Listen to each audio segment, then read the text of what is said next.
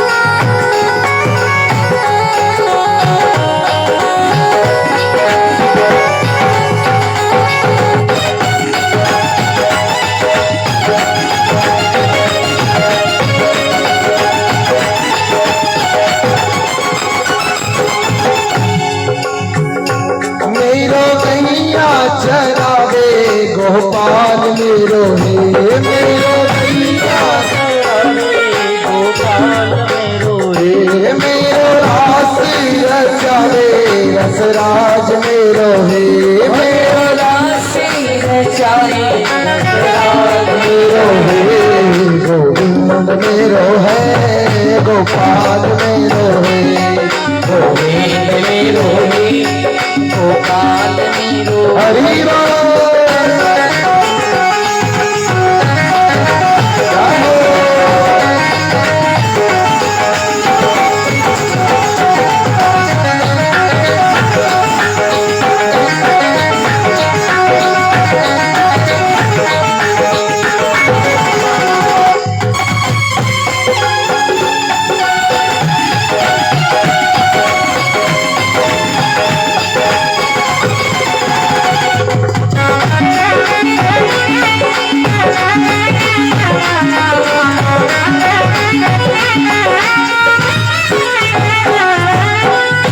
मेरो बाके बिहारी नंदलाल मेरो है, मेरो बाके बिहारी नंदलाल मेरो है, मेरो गैया चरावे गोपाल मेरो है, मेरी गैया चरावे नंदलाल मेरो है, वो तो गैया चरावे नंदलाल मेरो है, वो गैया चरावे नंदलाल मेरो है, गोविंद मेरो है गोपाल मेरो है, गोविंद मेरो है गोपाल मेरो है, गोविंद मेरो है गोपाल मेरो है, गोपाल मेरो है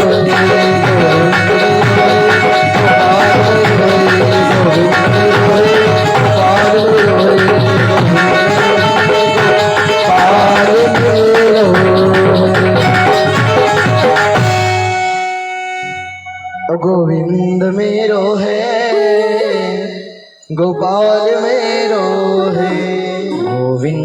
में रोहे, गोपाल में रोहे।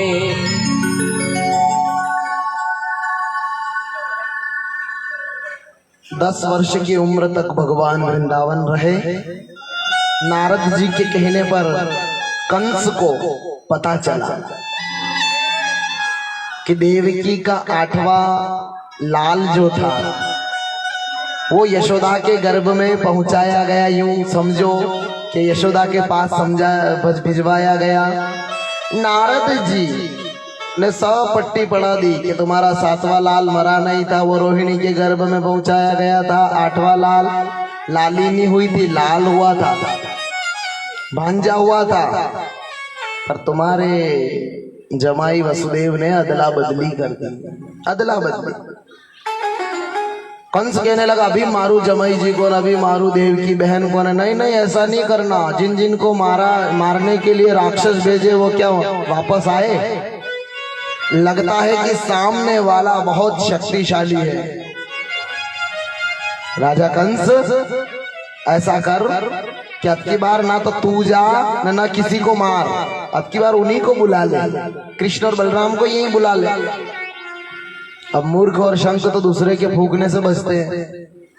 जैसा नारद जी ने फूंक मार दिया, बोला कि अभी जाऊं मैं बुला के लाऊं। बोले तू मत जा, भगवान क्रूर से नहीं आते हैं। अरे भगवान को बुलाना है तो अक्रूर को भेज, भगवान को बुलाना है तो अक्रूर को भेज। अक्रूर जी से कहा जाओ कृष्ण को बुला के लाओ, बहाना कर लेना धनुष यज्ञ हो रहा है, इसमें सभी राजा महाराजा आएंगे, इसमें तुम्हें भी बुला रहे। अब अक्रूर जी ने सोचा कि आज मेरे कितने भाग्य प्रबल हुए कि मैं भगवान को लेने के लिए जा रहा हूँ। अरे मंदिर में प्रतिष्ठा होती है ना, मूर्ति भी अगर लानी हो ना तो हम अपने आप को बहुत भाग्यशाली समझते हैं कि हमारे द्वारा भगवान की मूर्ति लेने के लिए हम पुष्कर गए, जयपुर गए, महाराज राजस्थान में गए, हम लोग बहुत भाग्यशाली समझते हैं। पर धन्य है अक्रूर जी महाराज, आज कन्हैया को लेने के लिए जा रहे हैं, अपने भाग्य की सराहना कर रहे हैं। मथुरा से वृंदावन ज्यादा दूर नहीं सज्जनों, मात्र 10 किलोमीटर होगा। रथ से जाओ तो 20 मिनट का रास्ता, पैदल जाओ तो 1 घंटा 2 घंटा रास्ता। न रथ से भी जोर में चलाओ तो पता ही नहीं चले कि कब मथुरा से वृंदावन आ गए। प्रेम से बोलो राधे राधे। बात कह दी, भाव भाग पुण्य। मन ही मन अक्रूर जी विचार कर रहे कि आज मुझे भगवान के दर्शन होंगे, परमात्मा के दर्शन होंगे। रथ में बैठे हैं पर लगाम हाथ में नहीं है, लगाम छूटी हुई घोड़ों की। अब घोड़े तो जब मर्जी पड़े तब चले, न जब मर्जी पड़े तब। शाम पड़ गई सज्जनों, सुबह से निकले और शाम पड़ गए अपने भाग्य की सराहना करते हुए। शाम के समय जब विचार आया तो पता चला कि अभी कोई ग्वाले गायें चरा करके वृंदावन में प्रवेश कर रहे हैं। अक्रूर जी ने सोचा इन्हीं से पूछ लेता हूँ। तो ग्वाल वाल और कोई नहीं, कृष्ण बलराम ही थे सज्जनों। पूछा कि अरे ए ग्वाले, नंद बाबा के महल जाने का रास्ता कौन सा है? कन्हैया ने कहा कि आप कहाँ से पधारे? बोले मैं मथुरा वासी अक्रूर हूँ। कन्हैया ने सोचा ओहो काका जी आ गए। बोले जहाँ हम जा रहे हैं ना वो बाबा का महल ही है। मतलब? बोले कि मैं कन्हैया और ये मेरे दाऊ जी। ठीक है, कन्हैया और दाऊ जी को पहले देखते ही रह गए अक्रूर जी। वाह परमात्मा, इस धरती को धर्ममय स्थापना करने के लिए आप नंगे पांव गाय चराते हो और भक्तों को आनंद प्रदान करते हो। वाह, आपकी झांकी कितनी सुंदर है। मानो खुशी के आंसू अक्रूर जी के आंखों में आ गए कि भगवान ऐसा होता है। भगवान ने कहा अरे चलो काका जी देर मत करो, चलो चलो मुझे जानो है। अब जैसे ही काका जी ने धीरे से कहा कि मैं दर्शन तो करने के लिए आया हूं पर तुम्हें ले जाने के लिए आया हूं कन्हैया। तो मैया यशोदा और बाबा नहीं भेजेंगे, पर तुम्हें जिद करनी पड़ेगी। ठीक है, आप चिंता मत करो, मैं जिद कर लूंगा और मैं चलूंगा आपके साथ। आज कन्हैया की अक्रूर जी की बात हो गई है और अक्रूर जी का स्वागत नंद बाबा ने कहा किया है, पधारो पधारो पधारो, स्वागत है, वंदन है, अभिनंदन है, स्वागतम स्वागतम स्वागतम। अक्रूर जी को नंद बाबा ने चरण धुलाए, हाथ धुलाए, मुख धुलाया और सर्वांग स्नान कराया। प्रेम से बोलो राधे राधे। अक्रूर जी भगवान ने लेवा आया नहीं आई, इंद्र राजा भी आइया देखा। सब माताएं बहना उसी घबराइरो के कपड़ा बाहर है। हाँ, पानी आवे तो ही टेंशन, नहीं आवे तो ही टेंशन। अब भगवान करे तो करे कहीं आपको। अरे भाई सही रो पानी तो आवा दो नहीं साहब, बोलो राधे राधे। हाँ, तड़ तड़ तड़ तड़ तड़ तड़ पल्लियो वाजा लाइयो नहीं के चलो, प्रेम से बोलो राधे राधे। अक्रूर जी का आगमन हुआ है सज्जनों, कितनी बड़ी बात है। भगवान क्रूर से नहीं अक्रूर जी से आते हैं। उसी प्रकार नंद बाबा ने खूब अच्छा भोजन कराया और बिस्तर लगाया। नंदरानी ने अच्छा भोजन बना करके परोसा है, भगवान ने भोजन किया है, अक्रूर जी ने, सबने भोजन कर लिया और माँ यशोदा जैसे ही भोजन करने के लिए तैयार हुई कि नंद बाबा ने अक्रूर जी से पूछ लिया यहाँ किस लिए आए। इतने में नंद बाबा से अक्रूर जी ने कहा मैं लेने के लिए आया हूँ कृष्ण बलराम को। माँ यशोदा के आंखों से आंसू आ गए सज्जनों।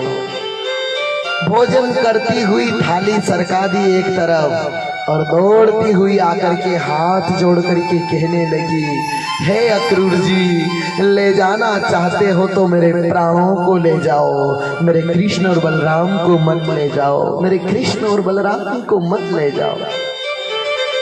अरे तुम तुम्हारे घर ले जाते तो कोई बात नहीं, पर तुम तो उस दुष्ट कंस की नगरी में ले जा रहे हो। अरे उस कंस का हमें कोई भरोसा नहीं, उस कंस का कोई भरोसा नहीं। ले जाना चाहते हो तो मेरे प्राणों को ले जाओ। माँ यशोदा रोने लगी। बुढ़ापे में यशोदा अक्रूर जी से प्रार्थना कर रही है कि हे अक्रूर जी, ले जाओ तो मेरे प्राणों को ले जाओ, यहाँ तक कि मुझे ले जाओ, नंद बाबा को ले जाओ, पर मेरे कृष्ण बलराम को उस नगरी में नहीं। अक्रूर जी कहते माँ, अरे मैया, तेरे लाल बहुत बलवान है, वीर है, और वीरों की सभा लग रही है धनुष यज्ञ की, और वहां पर वीरों की जरूरत है, इसलिए कंस ने इन्हें याद किया है। हाथ जोड़ लिए, कंस को मेरा प्रणाम कह देना और मुझसे मेरी माफी मांग लेना कि मेरे उस माँ ने मना कर दिया, उस यशोदा माँ ने मना कर दिया। और तो और दंड देगा तो मैं दंड ले लूंगी, मैं दंड ग्रहण कर लूंगी, भले वो कंस मृत्यु दंड दे, मैं ग्रहण कर लूंगी, पर मेरे बेटे को नहीं जाने दूंगी। कितनी बड़ी परीक्षा।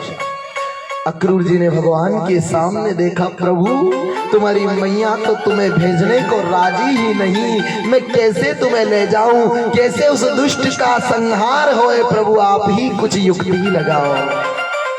आज यशोदा को समझाने के लिए भगवान आए, जिद करने लगे, मैया तुमको जिंदगी भर कहीं बाहर जाने नहीं देती, गाय चराने भी जाता हूँ तो कहती है कि ज्यादा दूर मत जाइयो। अरे मैं बछड़े चराने के लिए भी दूर तक जाता हूँ तो तू कहती है दूर मत जाइयो। कब तक तू तेरे पल्लू से बांध कर रखेगी मैया, कभी तो मोए जाने दे, कभी तो मोए छोड़। अरे मैया, लगता है कि मैं तेरो लाल नहीं हूँ मैया, लगता है कि तू मुझे अच्छा प्यार नहीं करती, प्रेम नहीं करती। लाल की बात सुनकर के आज कन्हैया यशोदा ने कहा, बेटा मैं तुझे प्राणों से भी ज्यादा प्यार करती हूँ ना, इसलिए तुझे आंखों से दूर नहीं होने देती। प्राण से ज्यादा मैं तुझे प्रेम करती हूँ, इसलिए मैं तुझे दूर नहीं जाने देती। और तू मेरा बेटा है। अरे कंस का कोई भरोसा नहीं, उस दुष्ट का कोई भरोसा नहीं, कैसे बुलाए और कब मृत्यु दंड दे दे उसका कोई भरोसा नहीं, कोई भरोसा नहीं। मैं तुझे कहीं नहीं जाने दूंगी। बाबा से कहने लगे कन्हैया बाबा बाबा मुझे जाने दो। मैया ये जाने क्यों नहीं दे रही मुझे?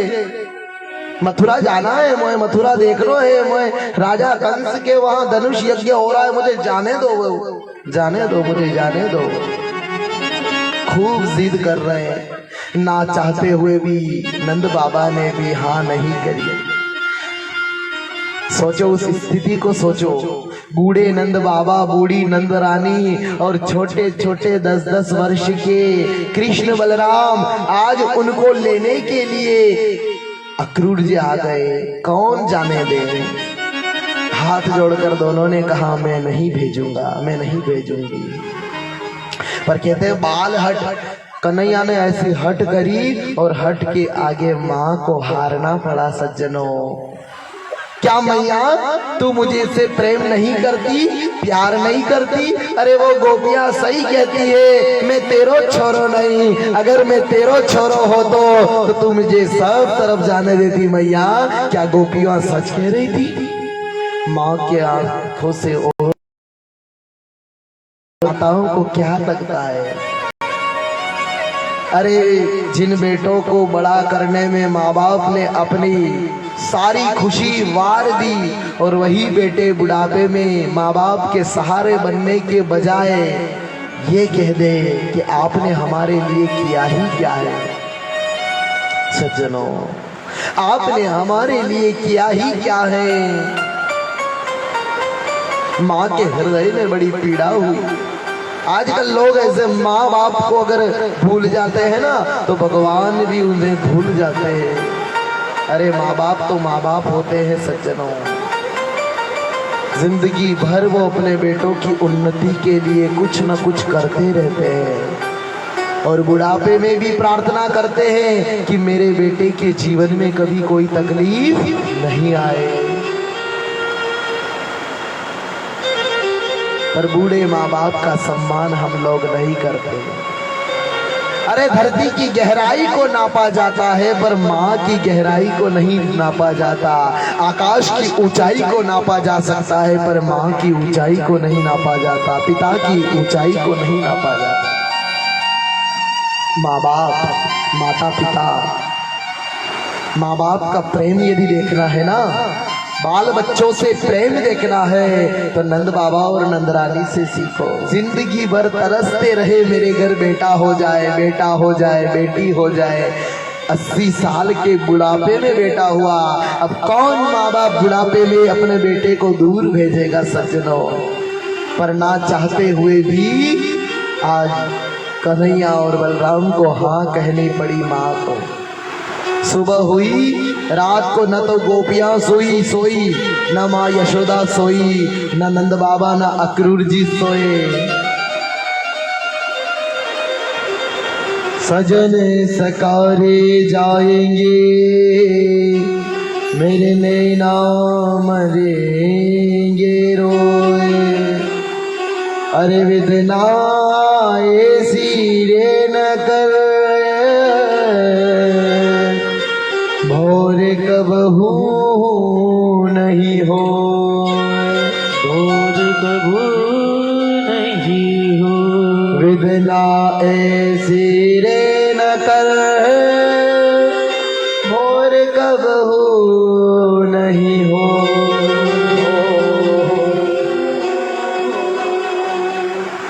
बोले इंद्रदेव भगवान की। भैया आप जयकारे में थोड़ी कंजूसी कर रहे हो। कंजूसी करोगे तो अभी बंद हो जाएगा। कंजूसी मत करो, अच्छा गिरने दो, सोयाबीन को चाहिए पानी। बोल इंद्रदेव भगवान की। बहुत बढ़िया बारिश का आनंद, एक तरफ बारिश का आनंद न एक तरफ कथामृत का आनंद। बहुत भाग्यशाली हो आप। माँ यशोदा, गोपियां, ग्वाले, गैया, पशु, पक्षी, मोर सब रो रहे हैं सज्जनों, सब रो रहे हैं, सब रो रहे हैं। विदनाए सीरेन कर भोर कबहू नहीं होए।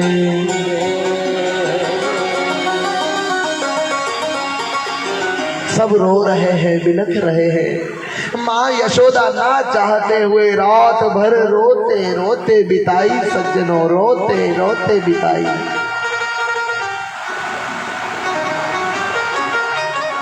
कन्हैया सो गए थे, कन्हैया को जगाया। जागिए मन मोहन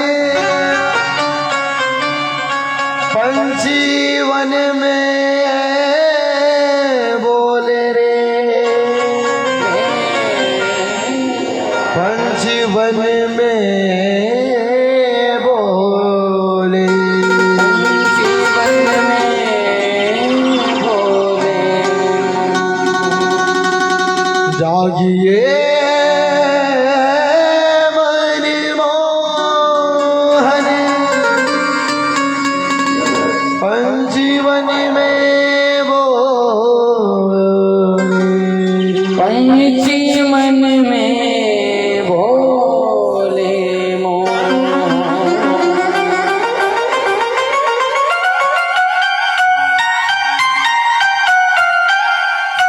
जिस घर से मेरा सांवरा निकल जाए वो घर में सुख कहाँ, शांति कहाँ।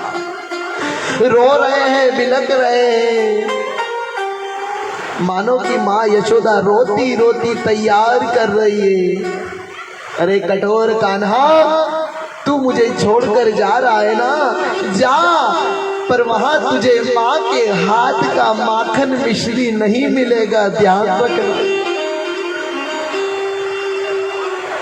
वहां तुझे तैयार कौन करेगा, वहां तेरे महाराज जुट्टा कौन बांधेगा।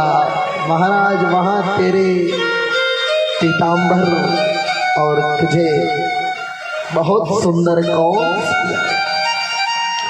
तेरे खाने पीने का मैं जो ध्यान रखती हूँ, जो कि दिन में तू 8 बार खाता है, वहां भोजन नहीं मिलेगा। प्रेम से बोलो राधे राधे।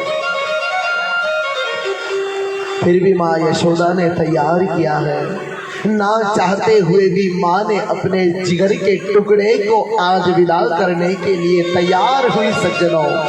और दाऊ जी से कहने लगी, इसका ध्यान रखना, इसका ध्यान रखना।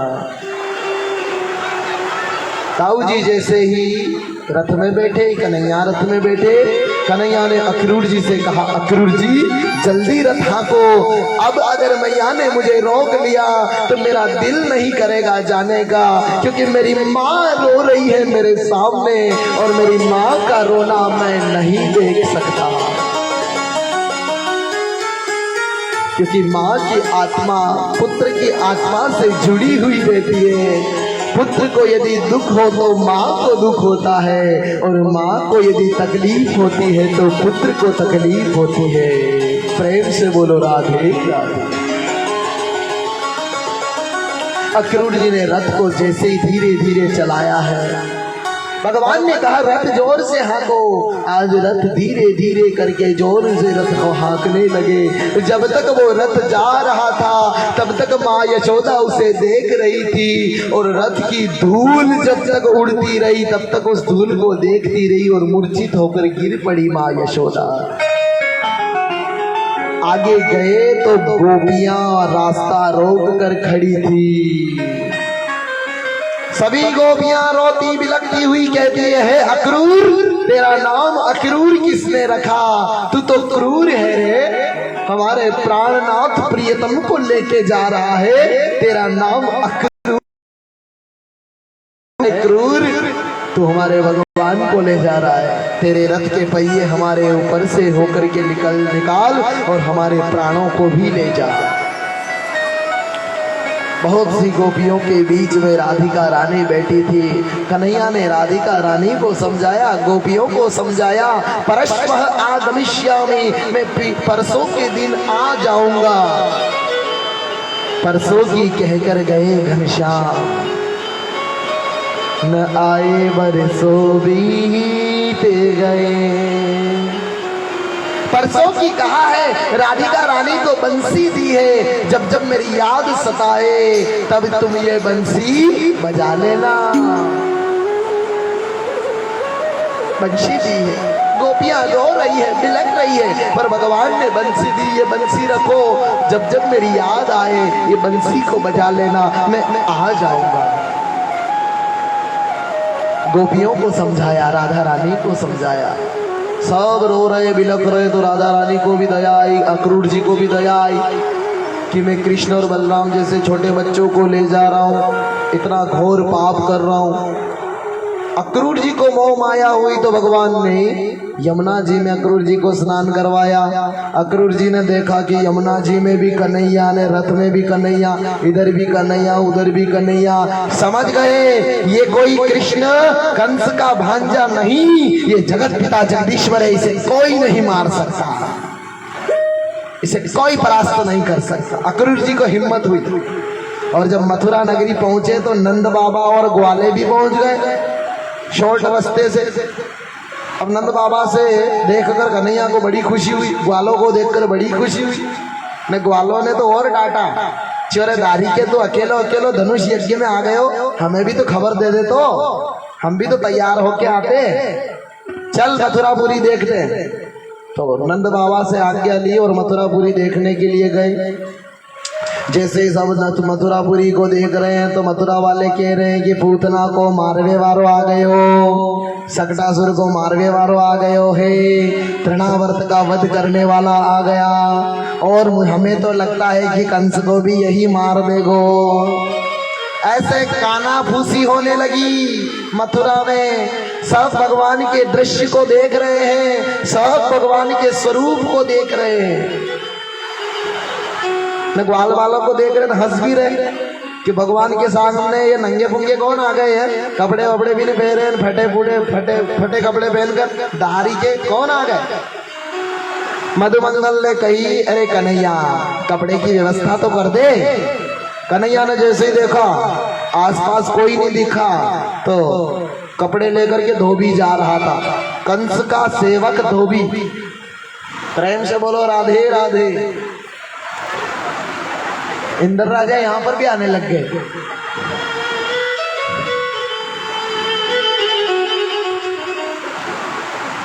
प्रेम से बोलो राधे राधे। तो धोबी से कहा कि मामा जी कपड़े दीजिए। धोबी ने कहा तुम कौन? बोले मैं कृष्ण, ये मेरे बलराम, ये साथी। ओहो कृष्ण बलराम, अरे तुम्हें कपड़े क्या, तुम गंवार ग्वालों को तो मेरे महाराज मृत्यु दंड देंगे कल। कन्हैया ने कहा मामा जी इतनी जोर में बात, ऊंची बात क्यों कर रहे हो, हमने तो आपसे कपड़े मांगे, आप तो कपड़े दे दीजिए, तो कपड़े दे दीजिए ऐसा कहा। धोबी ने और 2-3 बात ऐसी करी तो मधुमंगल ने कह दी कन्हैया बता दे पूतना वाले हाथ। तो कन्हैया ने कहा बता देते, एक बार और पूछ लेते, क्यों कन्हैया, क्यों मामा जी दे रहे हो कपड़े? बोले ना दे रहे, हमारे ग्वाले हो तुम। कन्हैया ने एक थप्पड़ रखी कि धोबी का सर धड़ से अलग होकर के गिर पड़ा धड़ाम करके। बोलिए दुष्ट निकंदन भगवान की। धोबी मर गए, सबने कपड़े पहन लिए। अब राजा महाराजाओं के कपड़े पहने, छोटे छोटे ग्वाल वालों ने तो कपड़े तो इतने बड़े बड़े थे कि पूरे नगर में अपने आप झाड़ू निकल रहा है, अपने आप कचरा निकल रहा है। सब लोग फिर और हंसे, एक कन्हैया और हंसी के पात्र हो रहे हैं। टेलर साहब ने देखा तो बुलाया और सब कपड़े व्यवस्थित सिल करके दे दिए। तो भगवान ने भी आशीर्वाद दे दिया, जाओ टेलर साहब आप पर आशीर्वाद है, कपड़ा कितना भी महंगा हो डबल सिलाई आप लोगे पैसे की, जाओ। आपकी सिलाई 2 रुपए की गट्टी, 5 रुपए की गट्टी न पैसा उसका डबल। तो ये टेलर साहब पर भगवान की कृपा है। उसके बाद में सुदामा नाम के माली ने देखा, माला पहना है, उस पर भी आशीर्वाद दे दिया भगवान ने। उसके बाद में एक 3 जगह से टेढ़ी कुब्जा त्रिवक्रा जा रही थी। कन्हैया ने कहा अरे ओ सुंदरी, ये चंदन किसके लिए ले जा रही हो? भैया जो 3 जगह से टेढ़ी होवे ने उसको आप सुंदरी कहो, गुस्सा आएगा कि नहीं आएगा? तो कुब्जा ने जैसे ही देखा कि मुझे सुंदरी कहने वाला कौन है, पीछे देखा, ओहो ये तो त्रिभुवन सुंदर है, बोलो मेरे श्याम सुंदर। कन्हैया ने कहा वाह, चंदन किसके ले जा रही हो? बोले मेरे महाराज के। बोले तेरे महाराज के तो रोज लगाती है, आज हमारे लगा दे, हम ब्रजवासी है, थापक थुआ चंदन लगाएंगे। तो कुब्जा ने थापक थुआ चंदन लगाई दियो माथे पर। मधुमंगल ने कही कि जाको भी कछु न कछु आशीर्वाद दे दे। तो दोनों पांव के अंगूठे पर भगवान ने पांव रखा और कंधे से 3 जगह से टेढ़ी कुब्जा को एक झटका मारा कि वो सुंदर होकर के भगवान का गुणगान गाती हुई परमात्मा की जय जयकार करने लगी। बोल भक्तवत्सल भगवान की। कुब्जा का उद्धार हुआ। नगर में घूम रहे हैं कंस की नगरी। चलो दाऊ जी धनुष देख कर आए। दाऊ जी ने कहा वहां कंस के सेवक होंगे। बोले कि धनुष को भी देख लेंगे, उन सेवकों को भी देख लेंगे। चलो तो सही। जैसे ही सेवकों के वहां गए ना, सेवकों ने धनुष बताना मना कर दिया, बुरा भला कहने लगे। बुरा भला कहने लगे सेवकों को। सेवकों ने, कंस के सेवकों ने बुरा भला कहा तो कन्हैया ने कहा कि लगता है कि कैसा है, ऐसे करके ने, ऐसे यूं करके ने उठाया जैसे कोई आकाश में बिजली चमकती हो। उसी प्रकार मेरे प्रभु ने वो धनुष पकड़ करके तोड़ दिया। बोल विष्णु निकंदन भगवान की। जो धनुष कल टूटने वाला था वो धनुष आज टूट गया। अब कंस को और चिंता हुई। नारद जी ने कहा था कि मेरा काल कौन सा होगा। नारद जी ने बताया कंस के काल को, काला काला होगा, मुरली वाला होगा, दिखने में छोटा होगा पर बड़ा ही खोटा होगा। ये सब गुण कन्हैया में मिल रहे थे। तो आज सज्जनों, कंस तो और घबराया ना। दूसरे दिन और बॉडीगार्ड ज्यादा लगा दिए, सैनिक ज्यादा लगा दिए। सब तरफ बॉडीगार्ड लगा दिए। कुबलिया पीठ हाथी को मदिरा पिला दी, शराब पिला दी। और कुबलिया पीठ हाथी को जैसे मेन द्वार से कृष्ण और बलराम आए कि कुबलिया पीठ हाथी को छोड़ दिया। अब कुबलिया पीठ हाथी ने जैसे ही द्वार खुला और जमकर भगवान श्री कृष्ण पर प्रहार किया, कृष्ण भगवान दाऊ जी दोनों गिर पड़े। दाऊ जी ने कहा कि कन्हैया, इसका भी उद्धार हमसे ही होगा लगता है। तो कन्हैया ने उस कुबलिया पीठ हाथी के दोनों दांत पकड़े और चारों तरफ घुमाकर आकाश की तरफ फेंका और वहां से गिराया धाम करके। कुबलिया पीठ हाथी का उद्धार हुआ। कुबलिया पीठ हाथी के दांतों को उखाड़ा है और दोनों भाई उस सभा में गए हैं। कंस के सेवकों को मारते हुए 2 मुख्य चाणूर मुष्टिक को कृष्ण बलराम ने मारा है। और देखते ही देखते आज बहुत ऊंचे सिंहासन पर बैठा था कंस, वहां पर भगवान देखते ही देखते प्रवेश कर गए और आसन पर पहुंचे, बाल पकड़े नीचे गिराया। नारियल ले ले पंडित जी महाराज। और महाराज कंस से कहने लगे कि कंस मामा, तूने मेरी बहन पर, मेरी माँ पर खूब अत्याचार किए, तुम्हारी बहन पर खूब अत्याचार किए और तुम्हारे पापों का घड़ा भर चुका है। आज सब लोग देख रहे उस दृश्य को, मानो कंस जो कि वीरों की भूमि में पड़ा हुआ है, उस पर भगवान बैठे हैं और अपने दोनों हाथों को एक मुष्टिक बनाया है और त्रिलोक की महाराज शक्ति लेकर के भगवान ने जो प्रहार किया। बोल विष्णु निकंदन भगवान की जय। और मंगल शिवाय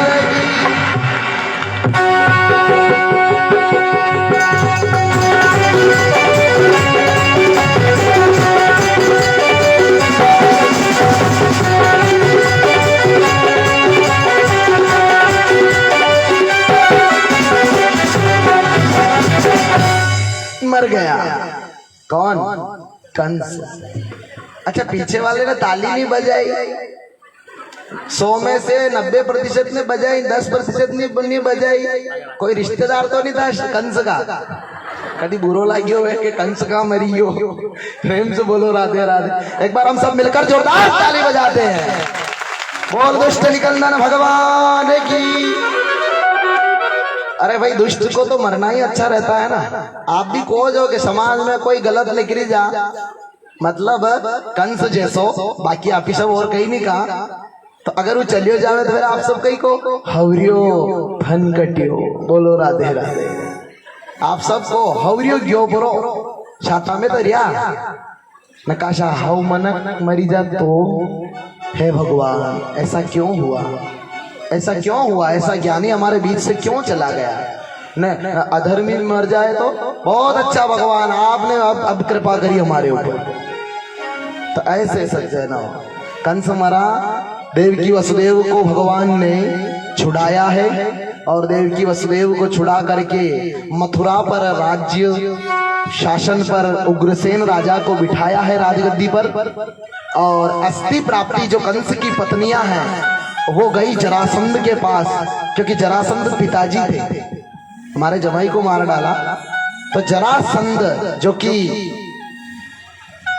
कई अक्षौणी सेना लेकर आया न, खूब युद्ध हुआ पर भगवान ने 17 बार जरासंध को हरा दिया। प्रेम से बोलो राधे राधे।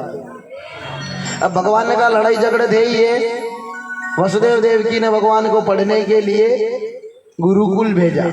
अच्छा भगवान भी गुरुकुल जाते थे, न ज्यादा दिन नहीं, 64 दिन रुके, केवल 64 दिन रुके, 64 कलाओं में परिपूर्ण होकर के गुरु माँ को गुरु दक्षिणा के रूप में गुरुपुत्र को लौटाया है।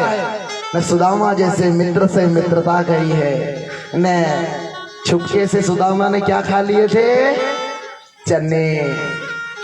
अब आप कहोगे सुदामा ने चने खा लिए थे, नहीं, वो चने ही श्रापित थे सज्जनों। उज्जैन अवंतिकापुरी के यहाँ एक बुढ़िया माता जी ने वो चने मांग कर लाई थी, किन्हीं चोरों ने उन चनों को चुराया और उस माँ ने कहा इसमें हीरे जवाहरात नहीं, चने हैं, मेरी भूख मेरी अन्न को मत ले जाओ, चनों को मत ले जाओ। फिर भी उन चोरों ने नहीं माने तो उस बुढ़िया ने श्राप दे दिया, जाओ जो ये चने खाएगा वो दरिद्र हो जाएगा। और फिर वही चने उन चोरों ने खोल कर देखा तो हीरे जवाहरात नहीं थे, तो उन्हीं चनों को सांदीपनी ऋषि के आंगन में फेंक करके वो चले गए चोर। और उन्हीं चनों को दूसरे दिन झाड़ू निकालने के लिए गुरु माता झाड़ू निकाल रही थी, वो चने की पोटली मिली और वही पोटली सुदामा को दे दी। ए सुदामा, आज तुम्हारी बारी है ना, गैया चराने में जाना और लकड़ियां लेने, तो तुम ये चने ले जाओ, कन्हैया ने दोनों आधे आधे खा लेना। पर जैसे ही सुदामा ने उन चनों को देखा सज्जनों, सुदामा जन्म से ब्रह्म ज्ञानी थे, उन्होंने सोचा कि मैं अगर मेरे मित्र को ये चने आधे खिला दूंगा तो मेरा मित्र भी दरिद्र हो जाएगा और मैं भी दरिद्र हो जाऊंगा। और मित्र के होते हुए, सुदामा जैसे ब्राह्मण के मित्र के होते हुए मेरा कन्हैया दरिद्र हो जाए, ऐसा मैं होने नहीं दूंगा, ऐसा मैं बिल्कुल नहीं होने दूंगा। इसीलिए सज्जनों सुदामा ने वो चने खा लिए। ये है मित्रता। आजकल की मित्रता तो यूं है कि वो उसने मुझे प्रणाम नहीं किया तो मैं उसे प्रणाम क्यों करूं, उसने मुझे नहीं बुलाया तो मैं उसे क्यों बुलाऊं, वो मेरे यहाँ शामिल नहीं हुआ तो मैं उसके वहां क्यों जाऊं। प्रेम से बोलो राधे राधे। आजकल की मित्रता इतनी है, पर धन्य है द्वारिकाधीश और कृष्ण की मित्रता, सुदामा की मित्रता। सुदामा ने सोचा कि मैं दरिद्र हो जाऊंगा पर मेरे प्रभु को दरिद्र नहीं होने दूंगा। आज वो चने खा गया। 64 दिनों में 64 कलाओं को परिपूर्ण करके आज परम पिता परमेश्वर फिर अपने मथुरा नगरी में आए। उद्धव जी बृहस्पति के शिष्य है, ज्ञान का घमंड है, ज्ञान का घमंड है, तो उद्धव जी वहां जाएंगे और उनके घमंड को दूर करने के लिए भेजा। जाओ उद्धव, गच्छोद्धव व्रजम सौम्यम प्रीत्रोर्नो प्रीतिमावह व्रजस्यानामयं कश्चित् ब्रूतागमं कारणम्। हे उद्धव, तुम जाओ और वहां पर मेरा संदेशा लेकर जाओ। गोपिनो मद्वियोगादिं मत्संदेशेर विमोचया। गोप ग्वालों के लिए मेरा संदेशा लेकर जाओ कि मैं कुशल मंगल हूं, क्या तुम भी कुशल मंगल हो। क्या तुम्हें कन्हैया की याद आती है कि नहीं? इस प्रकार का संदेश लेकर के आज उद्धव को भेजा। उद्धव ज्ञान का अभिमान लेकर गए। जैसे ही ब्रज में प्रवेश किया वृंदावन में, तो वहां देखा एक ग्वाला पेड़ों से बात कर रहा है, वृक्ष से बात कर रहा है और कह रहा है, वृक्ष तू मत रो, तुझे उसकी याद आ रही है। अरे मुझे भी तो उसकी याद आ रही है। वो बंसी बजाने वाला, वो रास रचाने वाला, अरे वो आनंद प्रदान करने वाला छलिया हमें छोड़कर चला गया। मत रो मत रो। उद्धव ने देखा कि वृक्ष से भी बातें कर रहे हैं यहाँ के लोग भारी। ए ग्वाले, मुझे नंद बाबा के वहां जाना है, नंद बाबा का महल कहाँ है बता।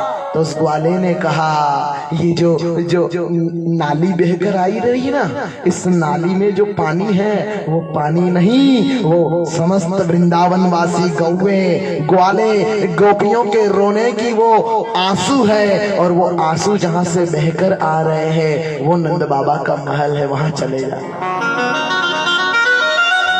उद्धव जी ने कहा, कोई मर गया क्या जो रो रहे इतने? बोले नहीं, किसी की याद में रो रहे हैं। कौन? किसकी याद में? बोले हमारे प्रियतम हमें छोड़कर चले गए, हमारा बंसी बजैया नंदलाल नंद गोपाल हमें छोड़कर चला गया। पूरा वृंदावन उसे याद कर रहा है। पूरा वृंदावन में पशु पक्षी जानवर, यहाँ तक कि गोपियां ग्वाल गैया चारा चरना भूल गई है, ध्यान रखना। पशु पक्षी चहचहाते हुए भूल गए। और यमुना नदी में भी जो वो बहाव था, यमुना किनारा भी सोना है, सोना निकुंज वन है, सोना निधि वन है। और ऐसे सोने निधि वन निकुंज वन में सब लोग भगवान कृष्ण को याद कर रहे हैं। और कृष्ण की याद में वो रो रहे हैं। और रोने से जो वो उनके आंसू बह रहे ना, वो नाली बह करके इतने आंसू बह रहे हैं। उद्धव के ज्ञान को धक्का लगा, भला कोई इतना किसी को याद करता। नंदरानी के वहां गए तो जैसे ही नंदरानी को लगा कि मेरा कान्हा आ गया है, उठती बैठती गिरती, कान्हा कान्हा तू आ गया तू आ गया। पास में आकर देखा तो ये कान्हा नहीं है, रोने लगी बिलखने लगी। अरे कन्हैया, इतने दिन के बाद भी भेजा तो दूध को भेजा, सेवक को भेजा, क्या तुझे बूढ़ी माँ की याद नहीं आती रे छलिया? क्या तुझे माखन मिश्री अपनी बूढ़ी मैया के हाथ की याद नहीं आती? क्या तू माँ को भूल गया मथुरा जाकर के? उद्धव जी ने कहा, माँ वो तुम्हारा ही बेटा नहीं है, अरे वो जगत पिता जगदीश्वर है। माँ यशोदा ने कहा कि जा रे दूध, अगर वो जगत पिता जगदीश्वर होता तो मेरे सामने डरता नहीं। मैं चांदी की छड़ी बताती थी तो वो डर कर रोने लग जाता था, बिलखने लग जाता था। अगर वो भगवान होता तो माखन मिश्री मेरे हाथ से नहीं खाता। अरे वो भगवान होता तो मैं जब उसे डांटती थी तो रोता बिलखता, और मेरी गोद में आकर के रोता बिलखता नहीं। वो भगवान नहीं, वो मेरा कान्हा है। अरे भगवान तुम्हारे लिए होगा पर मेरे लिए तो मेरा बेटा है। अच्छा, वो इसलिए नहीं आ रहा है क्योंकि मैंने उसे डांटा था ना, मैंने उसे मिट्टी खाने के लिए मना किया था, मैंने उसे गोपियों की मटकी तोड़ने के लिए मना किया था। शायद बूढ़ी माँ को सताने का ये अच्छा तरीका उसने ढूंढा है। अरे बेटा, मैं तुझे अब नहीं मारूंगी। ए मेरे बेटे कन्हैया, मैं तुझे नहीं मारूंगी। आजा रे आजा, आजा रे आजा, आजा। आने पड़ो जहरे जल में, जहाँ नाव कहीं नहीं खेवन हार। पीर नहीं पीर जानू नहीं, कोई संग न दे कहीं खेवन हार। अरे चूक दयालु माफ करो, चूक दयानिधि माफ करो, अब मोह गरीब को पार लगाओ। दुखिया पर हाय दया करके ब्रजराज हमारे घर पे पधारो, ब्रजराज हमारे घर पे पधारो। रोती बिलखती माँ यशोदा। इधर यशोदा को समझाने के लिए नंद बाबा आए तो नंद बाबा से कहने लगी, चुप रहो तुमसे अच्छे तो वो राम के पिताजी थे। जब सुना कि राम वनवास जा रहे हैं तो वनवास जाने के सुनने से ही उनके शरीर को धक्का लग गया, हृदय उनका आबद्ध हो गया। तुमसे अच्छे तो दशरथ जी थे। नंदरानी रो रही, नंद बाबा रो रहे। उद्धव के ज्ञान को धक्का लगा और दूसरे दिन रात भर कृष्ण की याद में यशोदा, नंद बाबा और उद्धव जी चर्चा करते रहे। दूसरा दिन हुआ, यमुना किनारे उद्धव गया। बहुत सारी गोपियां ऐसी स्थिति में है जैसे किसी का लूट गया हो धन, जैसे किसी का प्रियतम उसे छोड़कर चला गया हो, जैसे उसका विश्वास टूट गया हो। ऐसे सभी गोपियां मृत्यु को जैसे प्राप्त हो रही हो, जैसे दुखिया पर दीन दुखी बन करके कृष्ण हरे कृष्ण पुकार रही है। गोपियों के पास गए, अरे गोपियां, तुम जिन कृष्ण को याद कर रही हो वो तो तुम्हें याद करता ही नहीं है। भगवान होगा हमारे लिए तो वो माखन चोर कन्हैया है और हमें छोड़ करके चला गया। तेरे लिए भगवान होगा, हमारे लिए तो आज वही हमारा छलिया कन्हैया है। उसी समय उड़ता हुआ भंवरा आया कि मैं ही बहु षडंगे गायसि त्वं यदूना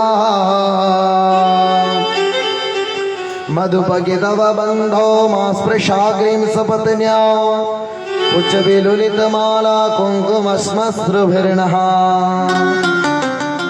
वहतु मधुपतिस्तन्मानिनीनां प्रसादम् वहतु मधुपतिस्तन्मानिनीनां प्रसादम् यदु सदस विडम्ब्यं यस्य दूतस्त्वद्मित्रे। उद्धव समझा रहा है न, उतने में कारा कारा भंवरा आ गया। तो बात तो उद्धव को बोल रही गोपियां और इशारा किसके सामने कर रही है? भंवरे के सामने। ए भंवरे, क्या गुनगुना करके हमारे दुख पे और दुखी हो रहा है, हमें और दुख क्यों पहुंचा रहा है? जिस प्रकार तेरा मालिक और तू एक जैसा है, तू भी काला न तेरा मालिक भी काला। कौन काला? मथुरावासी कृष्ण।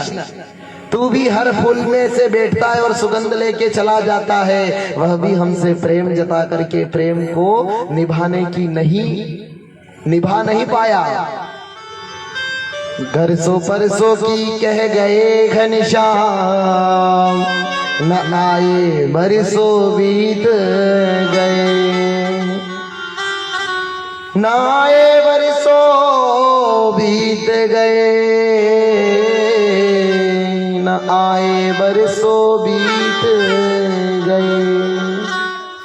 उद्धव जी ने कहा कि तुम गोपियां भगवान को भी जानी नहीं हो। अरे तुम इतना प्रेम करती हो तो क्या प्रेम के कारण वो आ सकते हैं? राधिका ने कहा जरूर आ सकते हैं। बंसी बजाई और जैसे ही राधिका ने बंसी बजाई कि उसी समय जगत पिता जगदीश्वर गोपियों के मध्य में प्रकट हो गए। बोलिए रास बिहारी भगवान की।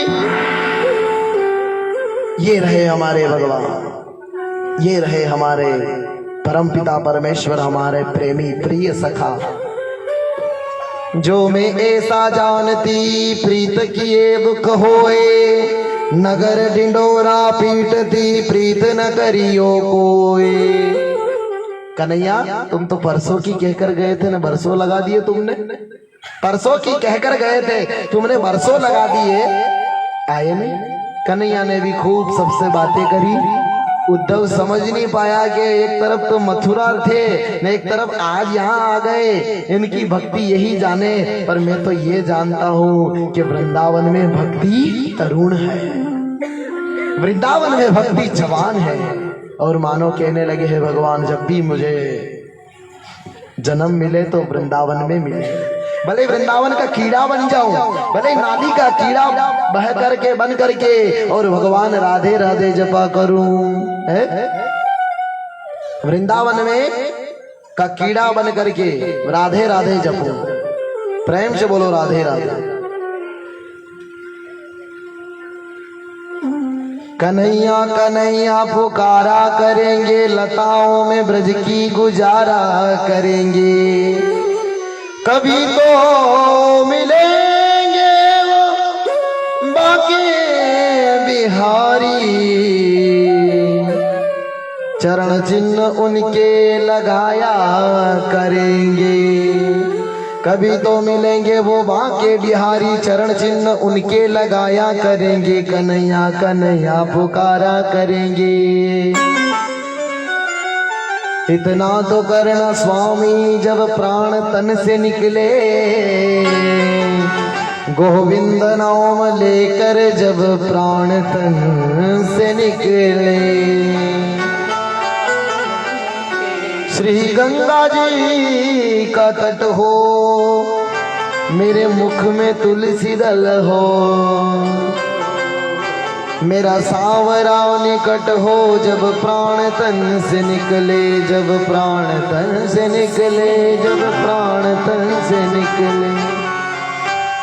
उद्धव जी कहने लगे कि जब भी मुझे जन्म मिले, जब भी मेरे प्राण निकले तो सांवरी का दर्शन होवे, या अगला जन्म मुझे वृंदावन में हो। आज भक्ति का रस लेकर के गए हैं, ज्ञान का घमंड चूर हुआ, भक्ति का रस लेकर के गए हैं और परम पिता परमेश्वर से जाकर खूब लड़ाई झगड़ा किया कि तुम वहां क्यों नहीं जाते, तुमसे कितना प्रेम करते हैं। इस प्रकार से आज कन्हैया मथुरा में आनंद से रहते हैं। अब उधर जरासंध ने क्या किया, 17 बार तो हार गया था, 18वीं बार पंडितों को बिठा दिया, ऐ महाराज लोगों अनुष्ठान करो मेरे लिए, अगर जीत कर आया तो बहुत सारा धन दूंगा, न हार के अब की बार आया ना तो तुम्हारा सर धड़ से अलग होगा। अब पंडित जी ने सोचा कि हे भगवान 17 बार तो आप जीत गए हो, 18वीं बार हमारे लिए हार जाओ।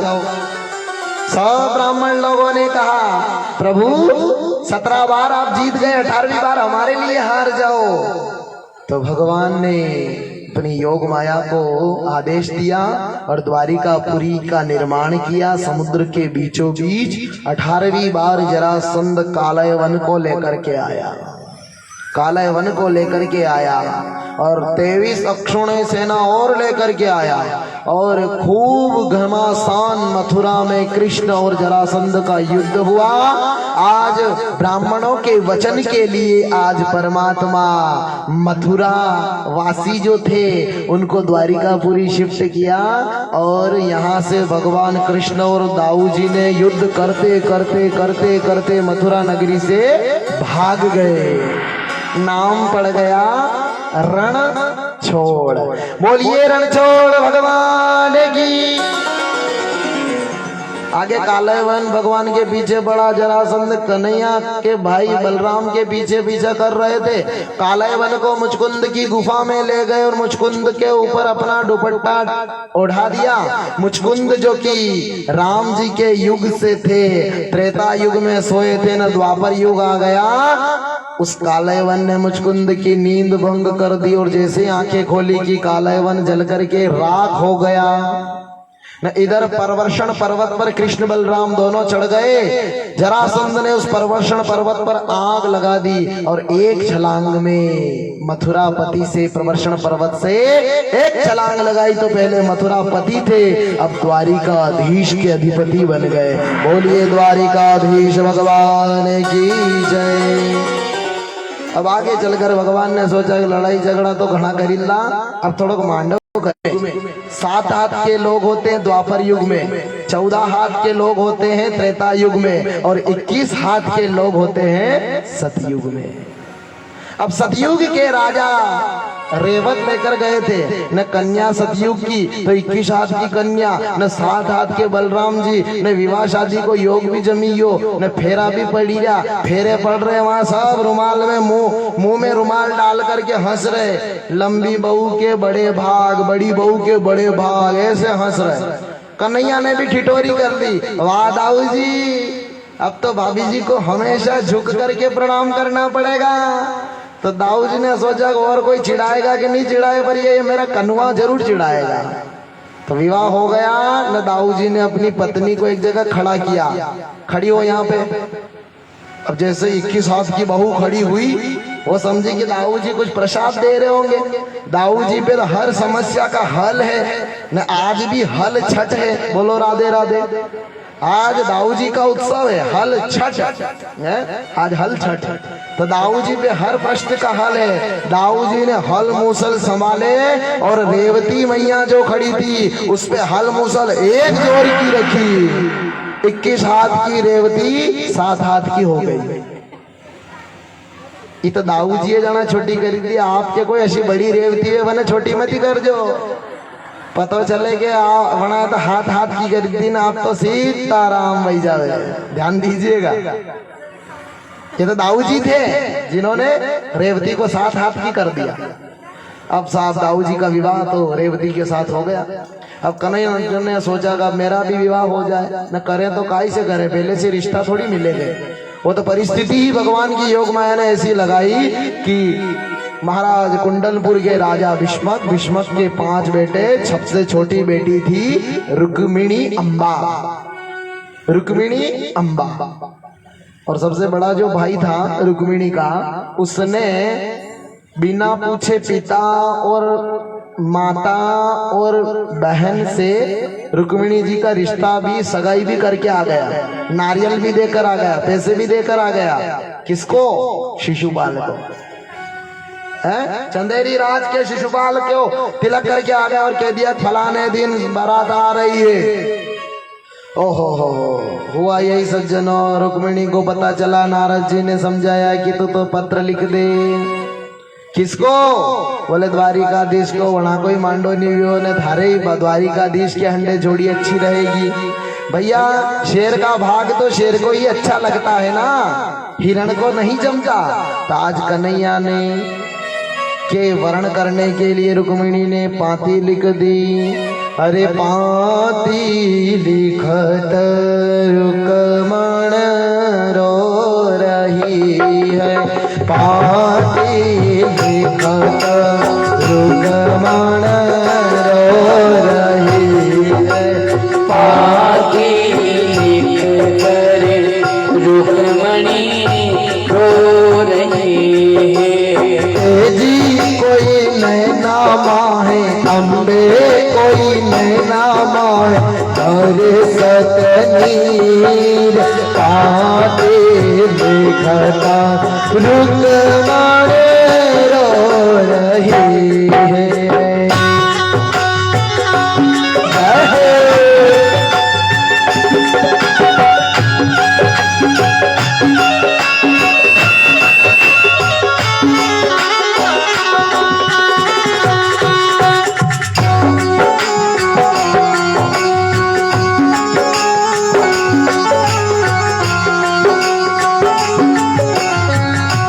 क्या कहती है?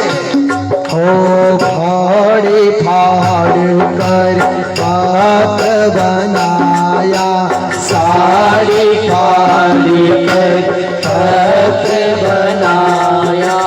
तेजी कहीं अंगोले के अम्बे, कहीं अंगोले के कलम बनाए, आते लिखता रुक्मण रो रही है। मिली तालियों का त्योहार।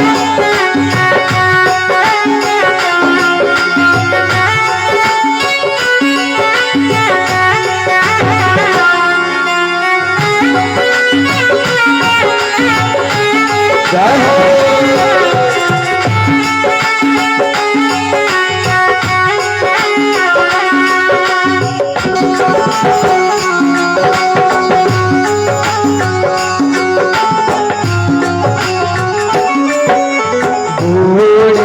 ब्राह्मण ताती मोरी पहुँचा दो जी। भोले ब्राह्मण ताती मोरी पहुँचाते जी। भोले ब्राह्मण ताती मोरी पहुँचा दो जी। भोले ब्राह्मण ताती मोरी पहुँचा दो जी। जी कहीं नैना माहे अम्बे कोई नैना माहे नवे सतली बाती लिखता रुद्रमण रो रही है। बाती लिखता रुद्रमण रो रही है। बाती लिखता रुद्रमण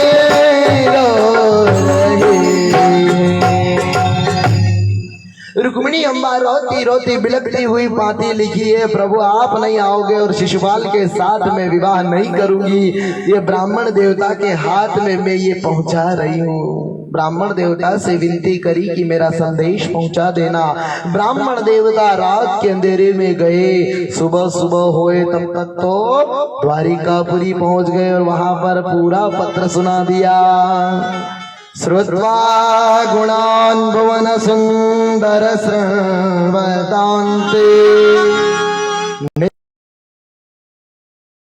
जब से मैंने आपको सुना है तब से मैं आपसे प्रेम करने लगी हूँ और शिशुपाल मुझे ब्याने के लिए आ रहा है। प्रभु शेर का भाग शेर को ही सोए। आप मैं कल कात्यायनी मैया के वहां पूजन करूंगी, आप वहां आना और मुझे लेते हुए चले जाना। और हे प्रभु ध्यान दीजिएगा, अगर आप नहीं आए तो मैं किसी और से शादी नहीं करूंगी। मैं मृत्यु को वर्ण कर लूंगी पर किसी और का वर्ण नहीं करूंगी। मुझे मौत स्वीकार है प्रभु, पर मुझे किसी और की पत्नी नहीं बनना। आज रुक्मिणी ने रोते बिलखते उस पत्र में अपनी उत्कंठा, अपनी संवेदना, अपना दुख लिखा। और आज उस पत्र को भगवान ने सुना तो भगवान ने रुक्मिणी का प्रेम, रुक्मिणी का भाव, रुक्मिणी की संवेदना, रुक्मिणी का भगवान के प्रति प्रेम देखा तो अकेले रथ लेकर चल दिए सज्जनों। कोई सेना नहीं, अकेले ब्राह्मण देवता को बिठा करके चले गए। अब इधर सुबह हुई तो सुबह सुबह रुक्मिणी अम्बा कात्यायनी की पूजा करने के लिए निकली।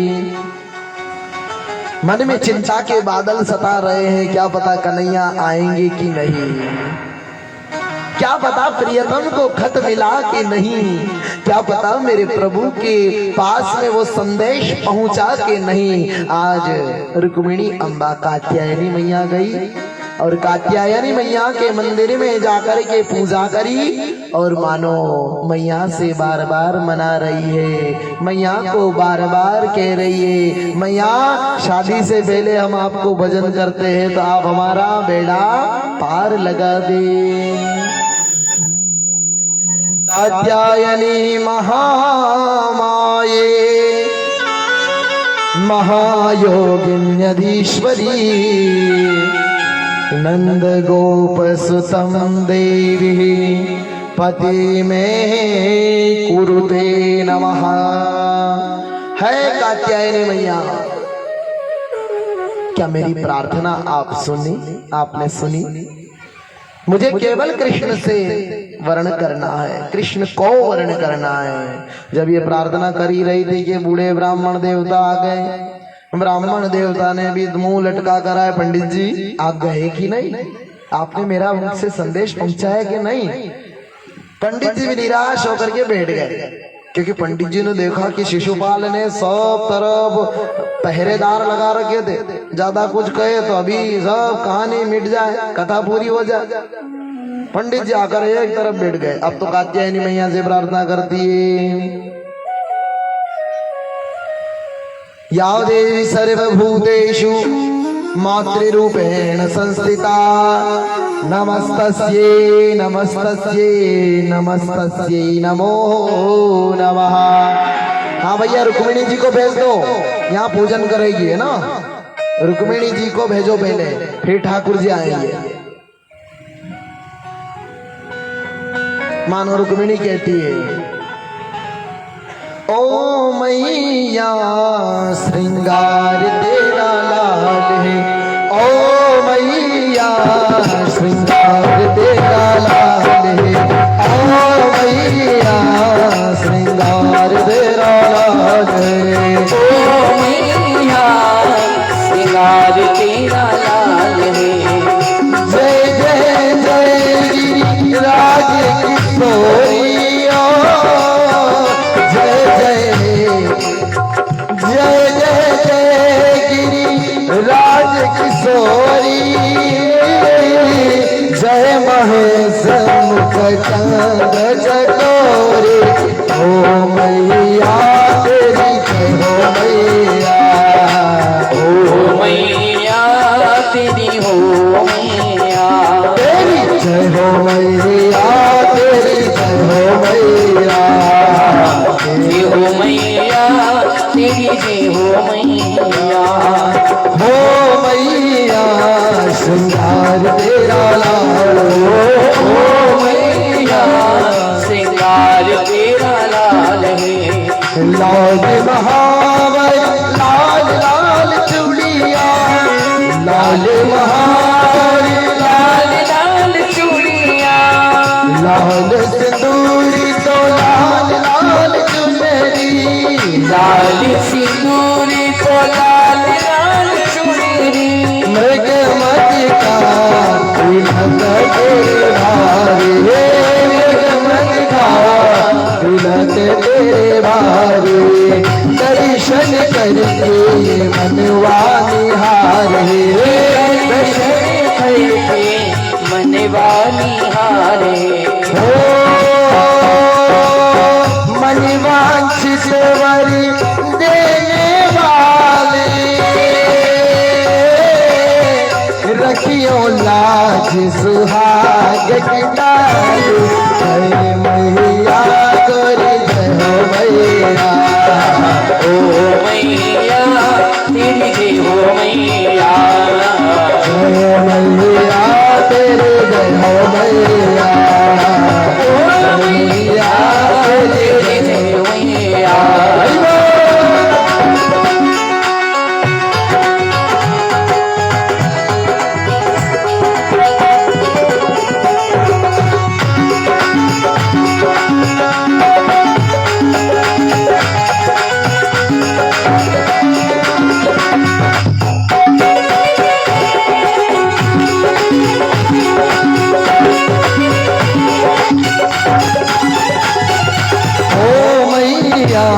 श्रृंगार तेरा लाल है, ओ मैया श्रृंगार तेरा लाल है। हो जय जय जय गिरिराज किशोरी, जय महेश मुख चंद्र चकोरी, जय मैया तेरी जय मैया, ओ मैया तेरी जय हो मैया, जय मैया तेरी जय मैया, जय मैया तेरी जय मैया। बोल जगदम्बे मात की। ऐसे ही रुक्मिणी अम्बा माँ को प्रणाम कर रही थी कि माँ ने एक पुष्प गिरा दिया, और पुष्प गिरा तो रुक्मिणी अम्बा प्रसन्न हो गई, और ठाकुर जी सैनिकों के बीच में पहरा जो कि सख्त लगा हुआ था, उस सख्त पहरे में भी ठाकुर जी धीरे धीरे धीरे धीरे आ रहे हैं। थोड़ी जगह दे दो, क्योंकि यहाँ भागेंगे न, भागने वाला ये नहीं देखता है कि किसके ऊपर चढ़ के जा रहा है, ध्यान दीजिएगा। हाँ, किसी के हाथ टूटा न किसी के नाक टूटा न किसी के पैर टूटा, तो भगवान ठाकुर जी धीरे धीरे आए, पहरेदारों ने देखा धीरे धीरे आओ, धीरे धीरे धीरे धीरे एक पहरेदार कह रहा है चाल कितनी अच्छी है, और धीरे और धीरे और धीरे और धीरे। दूसरे वाला कहता है बाल कितने अच्छे हैं। तीसरे वाला कहता है देख मोर मुकुट कितना अच्छा है। चौथे वाला कहता है बंसी कितनी अच्छी धारण कर रखी। पांचवा सेवक कहता है अटकन मटकन कितनी अच्छी। और जैसे ही कह रहे थे ले गए ले गए ले गए ले गए ले गए।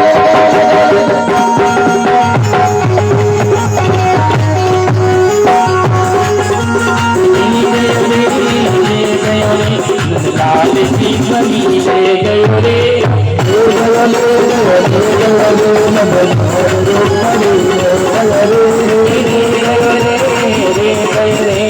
वासी देख के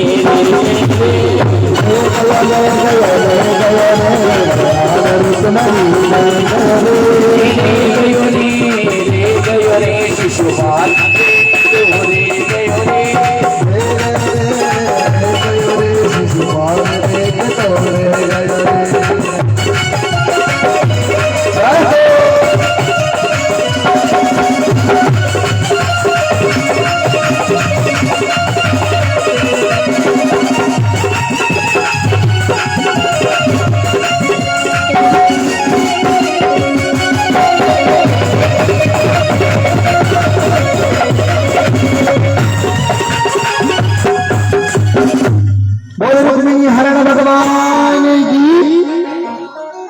रुक्मिणी को हरण करके ले गए। सब सेवकों ने कहा कि अपन यहाँ क्यों पहरेदारी कर रहे हैं।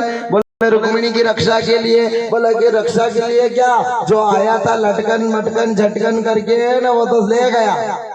अब सब ने पीछा किया, न कन्हैया ने युद्ध भी किया, न रुक्मिणी ने भी युद्ध किया, न सबने युद्ध किया, पर सबको परास्त करके आज रुक्मिणी को भगवान वर्ण कर लिए। कैसे किए। भीष्मक राजा ने समझाया अपने बेटे को कि भाई रुक्मिणी भी चाहती है तो क्यों ना हो, अपनी बहन से तू प्रेम करता है तो क्यों ना हो, हम अपनी पूरी उपस्थिति से इसका विवाह कराएं, पूरी रजामंदी से विवाह कराएं, समाज में विवाह कराएं और एक बार और इनका आनंद पूर्वक कन्यादान करें। तो आज भीष्मक राजा ने समझाया रुक्मी को। और शिशुपाल तो जैसे ही बारात लेने के लिए, बारात जोड़ने के लिए तैयार हुआ ना, दीपक बुझ गया। नहीं इधर आया तो लोगों ने कहा कि यहाँ को तोरण तो मरियो, न दूसरा आड़ी को देख जो और बोलो राधे राधे। यहाँ को तो हदियो काम, न दूसरा आड़ी मार जो तोरण। अब सब राजी है तो आइए रुक्मिणी और कृष्ण के हाथों में पुष्पों की माला देवे और आप सबके सामने एक मंगलाचरण होगा, भगवान का विवाह होगा। जो विवाह में ताली नहीं बजाएगा वो टूटो हो जाएगा। बोलो राधे राधे। हरे लाल की जय। मंगलाचरण हो रहा है, मंगलाष्टक बोला जा रहा है। और मंगलाष्टक में आप सबको जैसे ही एक मंगलाष्टक होगा और हम सब कहेंगे सावधान सावधान, न उसके बाद माला पहनाएंगे तो जोरदार ताली बजाएंगे। चलिए साहब। बोले बाके बिहारी लाल की जय। कस्तूरी तिलकम ललाट पटले वक्षस्थले कौस्तुभम् नासाग्रे वरमौक्तिकं करतले वेणुकरे कङ्कणम् सर्वाङ्गे हरिचन्दनं सुललितं कंठे